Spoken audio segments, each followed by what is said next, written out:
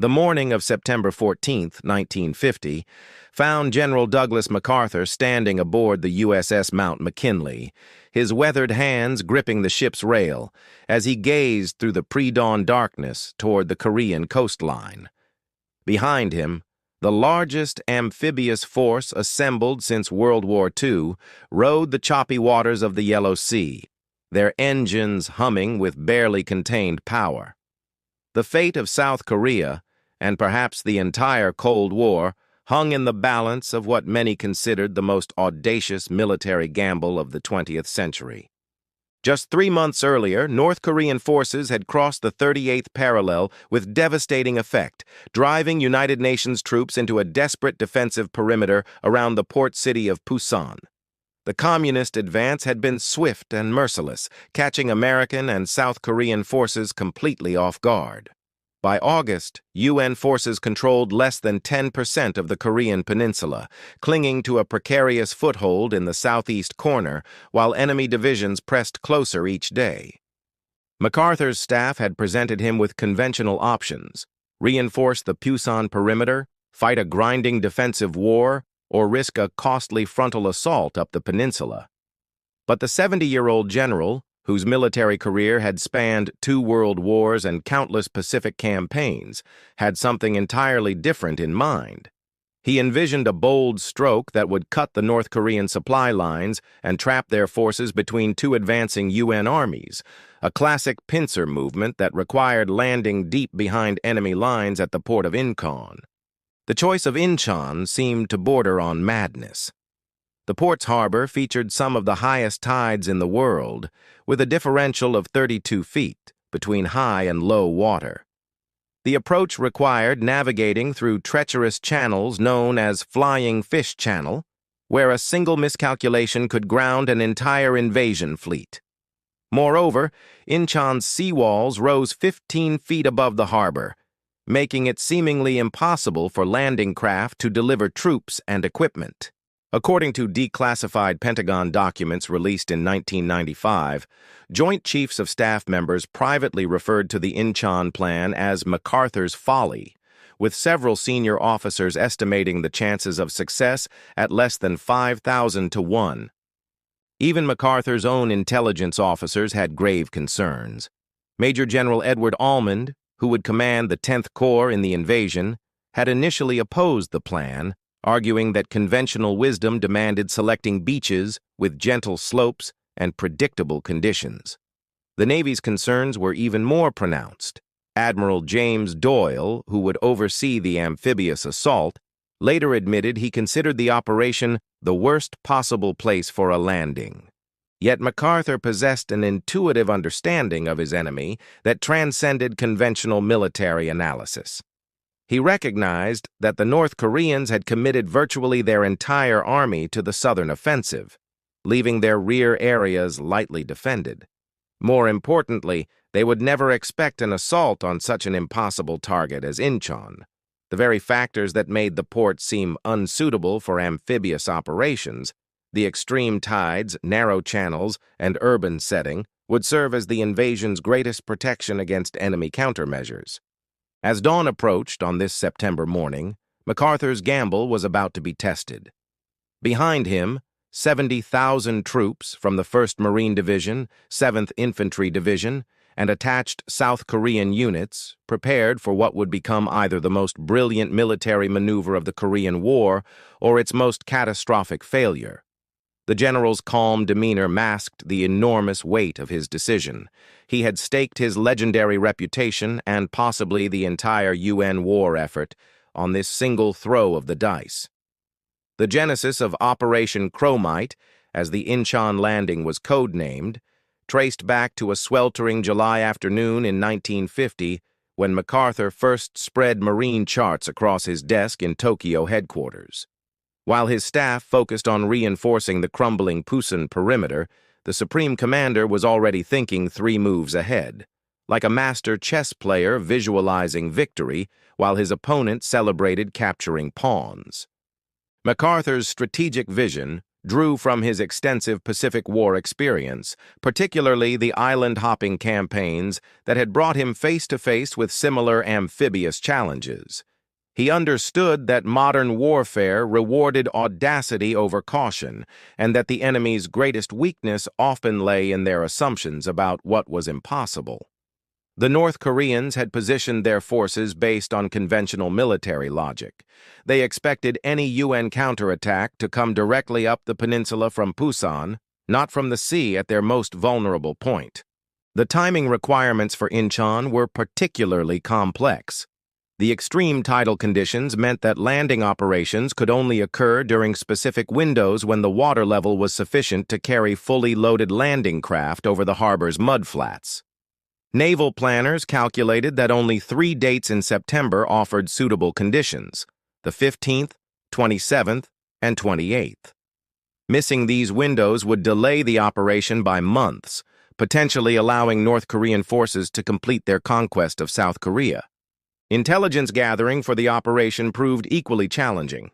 The Central Intelligence Agency, still in its infancy, had limited assets in North Korea, forcing MacArthur's staff to rely on outdated Japanese occupation maps and reconnaissance photos taken by high-altitude aircraft. One crucial piece of intelligence came from an unlikely source: Lieutenant Eugene Clark, a Navy officer who spent 2 weeks behind enemy lines near Inchon, confirming that the port's defenses were indeed minimal. Military historian David Halberstam noted in his 1991 work, The Coldest Winter, that MacArthur's intelligence operation represented perhaps the most audacious reconnaissance mission of the Cold War era, with Clark's reports providing the final confirmation needed for the invasion. The opposition from Washington grew increasingly vocal as details of the plan emerged. Secretary of Defense Louis Johnson questioned whether MacArthur had considered the political ramifications of such a risky operation, while Army Chief of Staff General Joseph Collins worried about the potential for massive casualties if the landing failed. The Joint Chiefs of Staff requested detailed contingency plans for evacuation, a requirement that MacArthur dismissed with characteristic confidence. Perhaps the most significant challenge came from logistical constraints. The operation required assembling naval vessels from across the Pacific, including ships that had been mothballed since World War II. The 1st Marine Division had to be reconstituted from scattered units, with some battalions arriving in Korea just days before the invasion. Equipment shortages plagued the preparation, with many units forced to use outdated weapons and vehicles hastily pulled from storage depots. MacArthur's personal involvement in planning every detail of the operation revealed both his strategic genius and his commanding personality. He insisted on reviewing battalion-level assault plans, studied tide charts with the intensity of a medieval scholar, and personally briefed key commanders on their roles. His staff learned to anticipate his questions and prepare detailed answers, knowing that the general's penetrating intellect would identify any weakness in their preparations. The psychological dimension of the operation was equally important. MacArthur understood that success at Inchon would not only cut North Korean supply lines, but would also demonstrate American resolve to allies and enemies alike. The invasion would signal that the United States possessed both the military capability and political will to project power anywhere in the world, a message that resonated far beyond the Korean Peninsula in the early years of the Cold War. As September approached, MacArthur's confidence never wavered, even as his subordinates privately expressed doubts about the operation's chances of success. By early September 1950, the waters off the Korean coast churned with the largest concentration of naval power since the Pacific campaigns of World War II. Admiral Arthur Struble's Joint Task Force 7 had assembled over 260 ships, ranging from massive aircraft carriers to nimble destroyers, all converging on the approaches to Inchon with clockwork precision. The sight would have been magnificent under different circumstances, but the weight of impending battle cast a somber mood over the fleet. The 1st Marine Division, under the command of Major General Oliver Prince Smith, had completed its hasty reorganization and now stood ready for what many considered the most challenging amphibious assault since Normandy. Unlike the broad beaches of France, however, Inchon presented a series of seemingly insurmountable obstacles that had kept Marine planners awake for weeks. The assault would require scaling 15-foot seawalls in broad daylight, fighting through urban terrain, and securing the port facilities before North Korean reinforcements could arrive. Intelligence reports painted a mixed picture of enemy strength around Inchon. While the port itself appeared lightly defended, with perhaps 2,000 North Korean troops in the immediate area, their positions commanded excellent fields of fire over the harbor approaches. More concerning were reports of potential reinforcements from Seoul, just 25 miles inland, where several North Korean divisions remained in reserve. The success of the entire operation would depend on achieving complete surprise and securing the beachhead before these forces could respond. The complexity of coordinating such a massive operation across multiple time zones and service branches tested every aspect of military organization. Air support had to be precisely timed to suppress enemy defenses without interfering with the landing craft approaching the beaches. Naval gunfire required careful coordination to avoid hitting friendly forces while maintaining maximum pressure on North Korean positions. Even something as basic as radio communications presented challenges, with different units operating on incompatible frequencies and protocols. According to recently declassified Navy Department records examined by the Naval War College, the Inchon operation involved more complex coordination between air, sea, and land forces than any previous amphibious assault in American military history, requiring the development of entirely new communication protocols that would later influence NATO operations. Weather added another variable to an already complex equation. September typhoon season in the Western Pacific could produce storms capable of scattering the invasion fleet or creating sea conditions that would make landing operations impossible. Meteorologists aboard the command ships monitored atmospheric conditions with unprecedented attention, knowing that a single weather system could derail months of planning and preparation. MacArthur's personal command style during these final preparations revealed the characteristics that had made him both legendary and controversial throughout his career. He moved through the fleet with the confidence of a man who had never doubted the outcome, inspecting units, conferring with commanders, and projecting an aura of inevitable victory that infected everyone around him. Yet his staff noticed the small signs of tension, the more frequent pacing, the sharper questions during briefings, the longer periods spent studying intelligence reports. The human element of the operation weighed heavily on all involved. Many of the Marines preparing for the assault were young men who had joined the service during the post-war years, never expecting to see combat. Others were World War II veterans who thought their fighting days were behind them. Letters home during this period reflected a mixture of professional confidence and personal uncertainty that characterized military units throughout history, facing an uncertain fate. Training exercises during the approach to Korea revealed both strengths and weaknesses in the invasion plan. Landing craft crews demonstrated remarkable skill in navigating the complex approach patterns required for Inchon, while Marine units showed excellent proficiency in their assault techniques. However, communication problems persisted, and the coordination between different elements of the force remained imperfect despite weeks of preparation. As the fleet closed on its target, MacArthur made his final preparations for what he privately called the throw of the dice that will determine the fate of Asia. At 04:30 hours on September 15, 1950, the pre-dawn darkness over Inchon Harbor erupted in a thunderous crescendo of naval gunfire that announced the beginning of MacArthur's grand gamble. The heavy cruisers USS Toledo and HMS Kenya, along with 6 destroyers, unleashed a devastating barrage on the tiny island of Wolmido, which guarded the harbor entrance like a stone sentinel. The bombardment continued for 2 hours, turning the island's defensive positions into smoldering ruins and announcing to any North Korean observers that something extraordinary was about to unfold.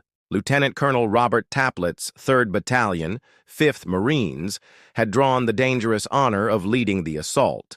Their target was Wolmido itself, a heavily fortified island connected to Inchon by a narrow causeway that the North Koreans had prepared as a killing ground for any invading force. As the landing craft approached the island's rocky shoreline, Marines could see the effects of the naval bombardment: shattered concrete emplacements, twisted metal, and smoke rising from positions that had been carved into the island's rocky face over months of careful preparation. The first wave hit the beach at 0630, with Marines scrambling up the rocky shore under surprisingly light enemy fire. The naval bombardment had been more effective than anyone had dared hope, stunning the North Korean defenders and destroying many of their positions. Within 30 minutes, Taplett's Marines had secured the island's highest point and raised the American flag, a symbolic victory that sent a surge of confidence through the invasion fleet still waiting offshore. However, the real challenge lay ahead. Wolmido was merely the appetizer. The main course would be the assault on Inchon itself, scheduled for the evening high tide.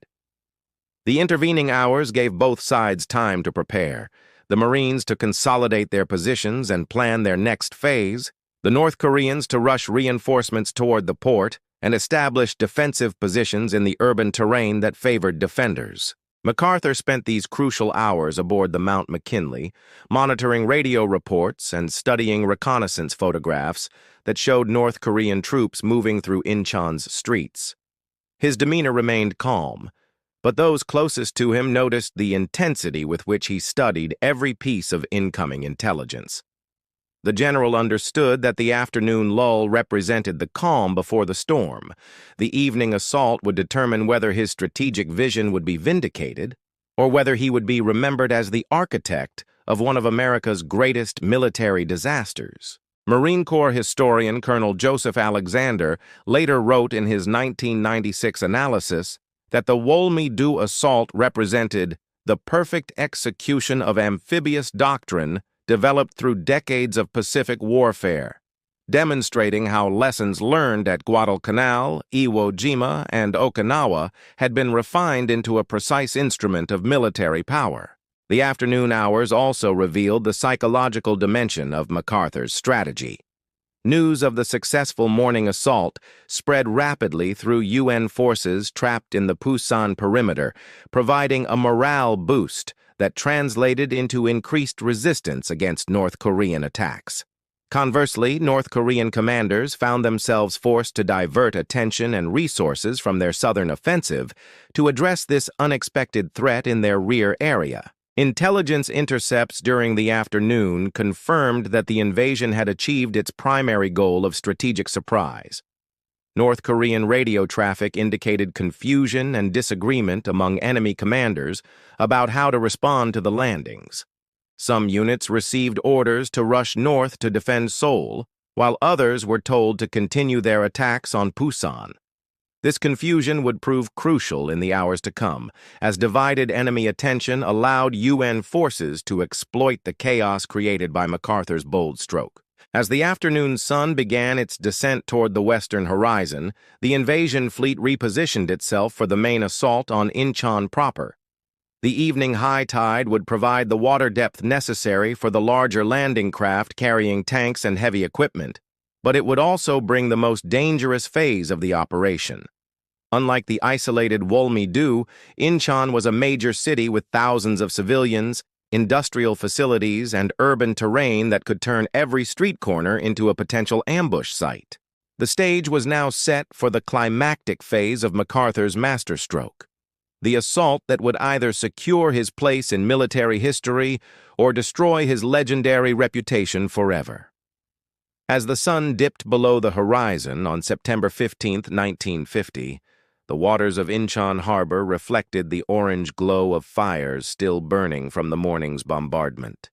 The evening high tide had arrived with mathematical precision, bringing with it the most crucial phase of Operation Chromite.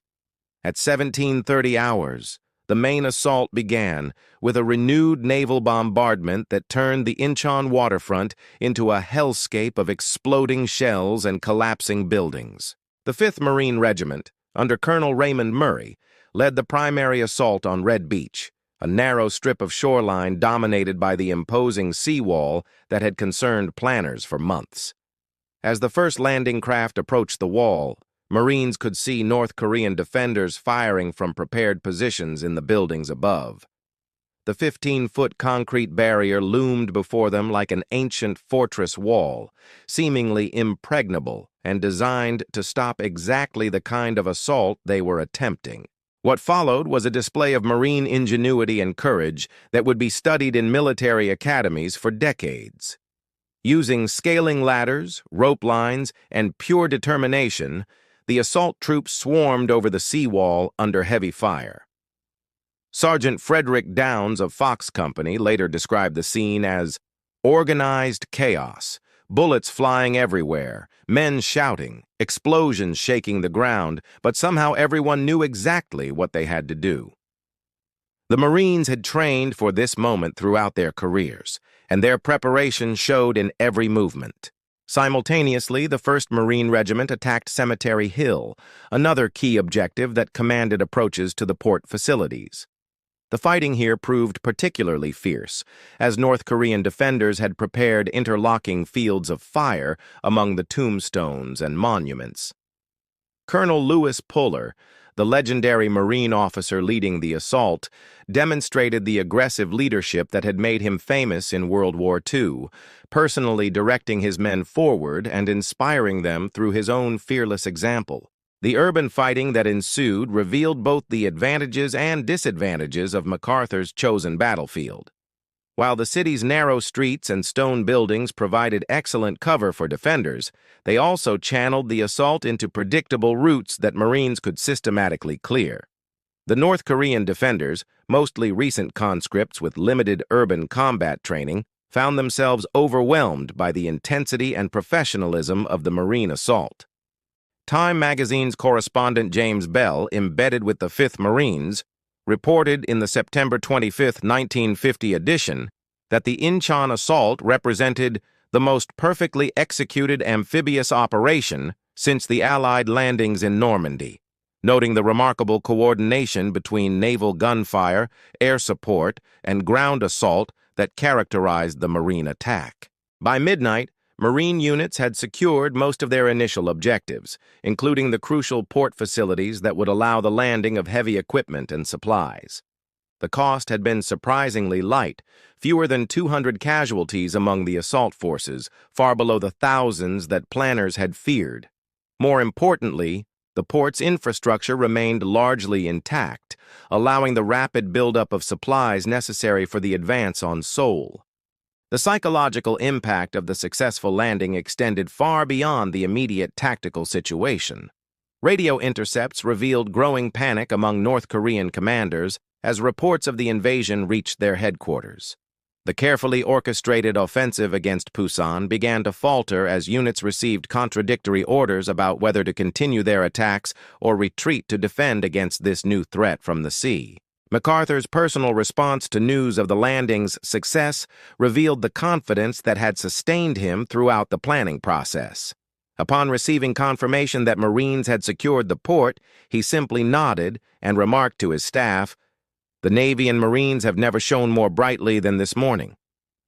His calm reaction masked the enormous relief he must have felt, knowing that his reputation and potentially his career had been vindicated by the courage of the men he had sent into battle. The rapid success at Inchon also validated the general's understanding of his enemy. The North Koreans had indeed concentrated their best units in the south, leaving their rear areas defended by second-line troops who proved unable to mount effective resistance against a determined amphibious assault. The gamble on achieving surprise had paid off beyond MacArthur's most optimistic projections. As dawn broke on September 16th, the port of Inchon buzzed with activity as supply ships began unloading the equipment necessary for the next phase of the operation, the advance on Seoul and the liberation of South Korea's capital. The morning of September 16, 1950, found General MacArthur standing on Inchon's captured waterfront, surveying a scene that resembled organized chaos. Landing ships disgorged tanks, artillery pieces, and thousands of additional troops while Marine engineers worked frantically to clear debris from the port facilities. The successful establishment of the beachhead had exceeded even MacArthur's optimistic projections, but the general understood that the real test of his strategy lay in the rapid exploitation of this initial success. The 10th Corps, commanded by Major General Edward Almond, now faced the crucial task of advancing inland before North Korean forces could organize effective resistance. Intelligence reports indicated that enemy units were already moving north from their positions around Pusan, attempting to establish defensive lines between Inchon and Seoul. The race was on to reach the South Korean capital before these forces could consolidate their positions and turn MacArthur's triumph into a costly stalemate. The advance on Seoul began immediately, with Marine units pushing east through the industrial suburbs of Inchon, while Army forces landed to provide flank security and additional firepower. The landscape between Inchon and Seoul presented its own challenges: rice paddies that could bog down vehicles, hills that provided excellent defensive positions, and a network of roads that funneled advancing forces into potential kill zones. However, the North Korean forces defending this terrain lacked the coordination and heavy weapons necessary to mount sustained resistance. Colonel Homer Litzenberg's 7th Marine Regiment spearheaded the advance, moving with a speed that surprised both friendly and enemy observers. The Marines had learned valuable lessons about mobile warfare during World War II, and they applied these principles with devastating effect against confused North Korean defenders. By September 20th, advance elements had reached the outskirts of Seoul, covering 25 miles in 4 days despite determined enemy resistance. The political dimension of the Seoul advance added complexity to military operations. The South Korean capital held enormous symbolic value for both sides, representing not just a strategic prize, but the legitimacy of competing governments. MacArthur understood that recapturing Seoul would provide a powerful psychological victory that would resonate throughout Asia, demonstrating American commitment to defending its allies against communist aggression. Newsweek's military correspondent reported in the October 2, 1950 issue that the speed of the advance on Seoul caught North Korean commanders completely off guard, with intercepted radio traffic revealing widespread confusion and contradictory orders that prevented effective coordination of defensive efforts. The fighting in Seoul itself proved far more challenging than the initial landing at Inchon. North Korean forces, reinforced by units withdrawn from the south, established defensive positions in the city's government buildings, universities, and residential areas. Urban warfare required different tactics than the amphibious assault, emphasizing small unit actions, careful coordination with supporting arms, and the delicate balance between military necessity and civilian protection. House-to-house fighting through Seoul's streets tested every aspect of Marine training and leadership. Company commanders found themselves making tactical decisions that would have been handled at battalion level in conventional warfare, while individual Marines demonstrated the initiative and adaptability that had characterized the Corps throughout its history. The fighting was particularly intense around key government buildings, where North Korean defenders made their final stand. The recapture of Seoul also revealed the broader strategic success of MacArthur's gamble. North Korean forces attacking the Pusan perimeter found themselves cut off from their supply lines and facing the prospect of fighting on two fronts simultaneously. Many units began withdrawing northward even before receiving orders, recognizing that their position had become untenable. The carefully planned North Korean offensive, which had seemed on the verge of success just weeks earlier, collapsed with remarkable speed. By September 25th, Marine and Army units had secured most of Seoul, although isolated pockets of resistance continued for several more days. The South Korean flag was raised over the Capitol building in an emotional ceremony attended by President Syngman Rhee, who had returned from his exile in Pusan. The symbolism was unmistakable. MacArthur's audacious strategy had not only saved South Korea, but had demonstrated the effectiveness of American military power in the Cold War era. The human cost of the Seoul campaign had been significant but far lower than expected. Total UN casualties from the Inchon landing through the capture of Seoul numbered approximately 3,000, while North Korean losses were estimated at over 14,000 killed, wounded, or captured. More importantly, the strategic situation had been completely reversed, with UN forces now positioned to drive the remnants of the North Korean army back across the 38th parallel. 3 months after the first Marines had scrambled over Inchon's seawall, General Douglas MacArthur stood once again in Seoul's government district. But the strategic landscape had been transformed beyond recognition. The audacious gamble that his critics had termed military suicide had not only succeeded, but had fundamentally altered the trajectory of the Korean War and established new precedents for Cold War military strategy. The operation that had begun as a desperate attempt to save South Korea had evolved into a masterclass in strategic thinking that would influence military planning for generations. The immediate tactical success of the Inchon landing had cascaded into strategic consequences that exceeded even MacArthur's ambitious projections. North Korean forces, which had seemed on the verge of conquering the entire peninsula in September, found themselves in full retreat by October. The 8th Army, previously trapped in the Pusan perimeter, had broken out of their defensive positions and was advancing northward in coordination with 10th Corps forces. The perfectly timed pincer movement that MacArthur had envisioned was unfolding with textbook precision. The psychological impact of Inchon resonated far beyond the Korean peninsula.